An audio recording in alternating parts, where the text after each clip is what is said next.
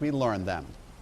Tonight, rolling restaurants. We've learned food truck popularity is skyrocketing in Rhode Island, with the number of trucks tripling in the past 10 years. Most of these trucks are probably clean and safe to eat at, but we've uncovered only a fraction of them are being checked by health inspectors. So what's being done to make sure your next meal is a safe one? Susan Hogan has that story only on Eyewitness News tonight. We broke down the numbers and learned less than 20% of all food trucks in Rhode Island got a health inspection last year. Now health officials tell us it's time to step up enforcement on this booming business.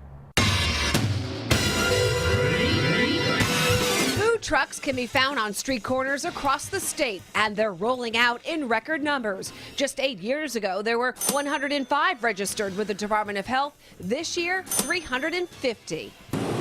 Every truck or cart gets an initial inspection when they apply for a license to serve food. But after that one-time check, we've uncovered that most of them aren't getting inspected again. Eyewitness News obtained this past year's worth of inspection reports from the Department of Health and ran the numbers. Of the 350 food trucks and carts registered in the state, only 63 were inspected last year. That's just 18%. Yeah, that does concern me. I mean, it's kind of surprising. It seems like food trucks would be an easier thing to inspect too, given how small they are. 164 of those food trucks and carts are licensed to operate year-round. Of those, less than 22% were inspected. Is that a concerning number to you? We'd obviously like to see it higher. You didn't get out there to inspect them, but that doesn't mean that they're putting you at risk. Right. We just don't know. We don't know. Most food trucks are probably clean and up to code, but according to these health inspection reports, some are serving up unhealthy practices. Violations we found included food stored on the ground. The food truck does not have hot water. Staff failed to sanitize equipment and utensils. Raw beef stored over cooked foods.